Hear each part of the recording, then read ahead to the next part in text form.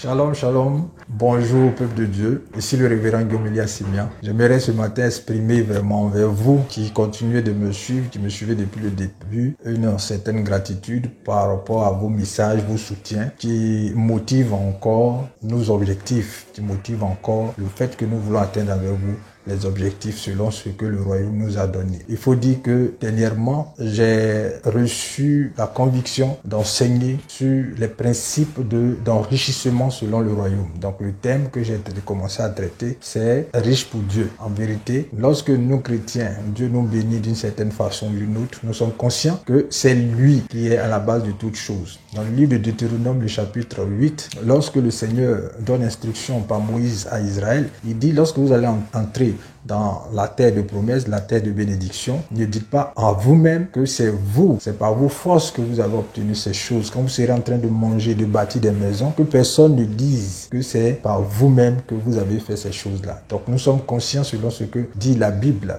que toute chose est pour Dieu. Nous avons été créés par Dieu et pour Dieu. Donc ce qui nous appartient à Dieu. Ce qui est attaché à l'homme appartient à Dieu parce que l'homme appartient à Dieu. Voilà. Donc l'enseignement précédent, nous avons parlé du premier principe avant de bâtir pour Dieu qui est l'ordre divin. Et on a dit que l'ordre divin consistait à chercher premièrement le royaume, c'est-à-dire ce qui est de Dieu, c'est-à-dire la nature, l'esprit de Dieu. Lorsque toutes ces choses sont assises, à partir de ce moment, on peut prétendre maintenant chercher le reste qui est l'argent, le reste qui est le mariage, le reste qui est tout ce que l'on a comme besoin. Dieu dit ne priez pas pour ces choses parce que les païens prient pour ces choses. Est-ce que vous comprenez?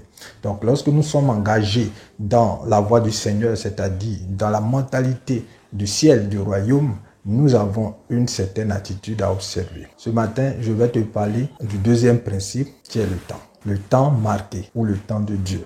On a l'habitude de dire que le temps de l'homme n'est pas le temps de Dieu. Dieu dit, vos voix ne sont pas mes voix, vos pensées ne sont pas mes pensées. Et lorsqu'on lit Ecclésiaste le chapitre 3, à partir du verset 1, nous lisons clairement, il y a un temps pour toutes choses sous le soleil. Le Seigneur Jésus reprochait aux Juifs leur manque de discernement par rapport au signe du temps. Vous savez, lorsqu'on parle du temps, on parle de saison, on parle de durée, on parle du temps. Donc, le temps de la durée, c'est le temps chronos, la chronologie. Maintenant, il y a le temps kairos, le temps marqué. C'est de ce temps-là que nous parlons, c'est-à-dire le temps favorable. Lorsque un semeur sort pour semer, il observe le temps, c'est-à-dire la période favorable. Et cette période favorable est très souvent en rapport avec les conditions climatiques et toutes ces choses. Précisément dans le royaume, ça fonctionne pareillement. Sauf qu'il faut pouvoir associer aux choses spirituelles leur image dans le monde naturel. Alors, comment on peut discerner le temps clairement? Voilà ce que je vais partager avec vous dans cette vidéo.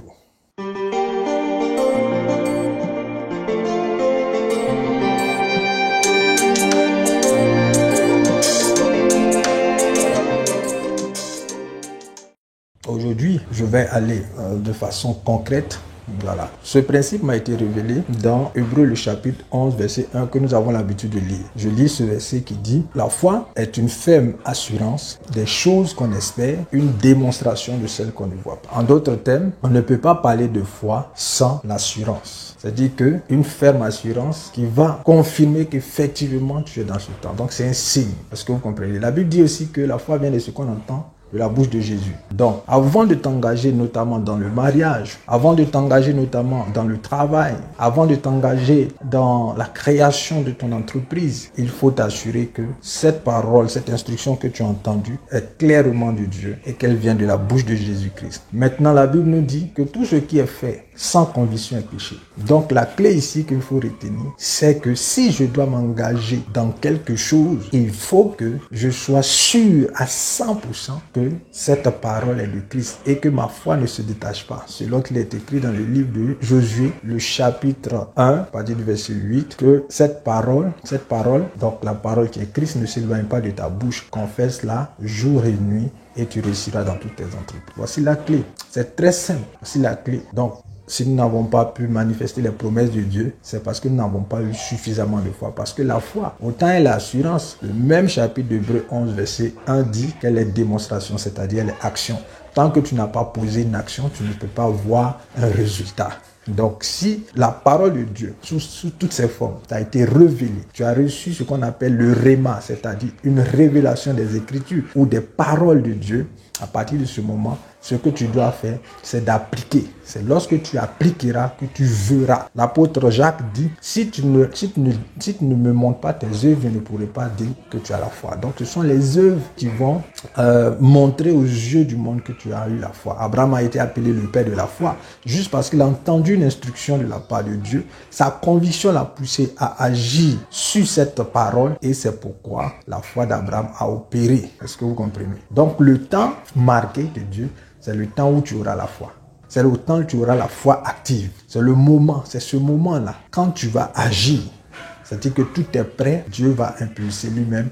C'est-à-dire que l'Esprit de Dieu va disposer des circonstances en ta faveur. Une fois, le roi David, qui revenait donc d'une campagne avec ses soldats, arrive à Siklag et les Amalécites ont fait une éruption, ils ont pillé tout et David, dans ce moment où il y avait le trouble, où il y avait les accusations, où il avait perdu des gens chers, il a cherché la face de Dieu. Et il a demandé, Seigneur, les poursuivrai-je? Dieu a dit, poursuis-les. Ensuite, il a dit, est-ce que les atteindrai-je? Dieu dit, tu les atteindras. C'est alors qu'il ne s'est pas assis, mais il s'est levé, il a posé l'action. Et selon ce que Dieu a dit, et qu'il a cru, il est parti, il a récupéré ce qui avait été perdu. Je ne sais pas à quel niveau ta foi est, mais la foi s'augmente par l'action. Plus tu es dans l'action, plus tu vois des résultats, plus ça fortifie ta foi. Donc si aujourd'hui tu t'es assis comme ce monsieur qui était au bord de la piscine de Bethesda, depuis 38 ans il était paralysé, il était bloqué à cause des paroles qui n'étaient pas les paroles de Dieu,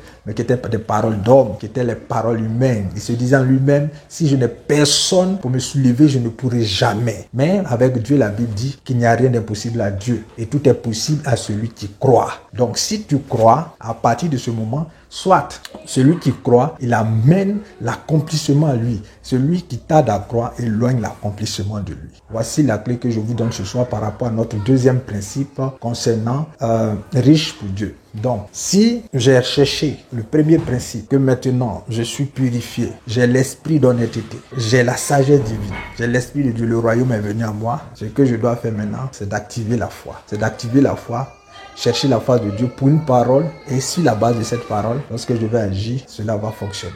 Voilà, peuple de Dieu, le partage que je fais avec vous. Donc, il faut chercher le royaume premièrement. Ensuite, lorsque le royaume est activé dans votre vie, il faut maintenant chercher la foi. Abraham, après 24 ans, Dieu va faire alliance avec lui parce que c'est là que l'Esprit de Dieu reposait sur Abraham. Abraham pouvait maintenant croire. Tu ne peux pas croire sans l'Esprit de Dieu. Tu comprends? Croire sans l'Esprit de Dieu, on appelle ça la croyance.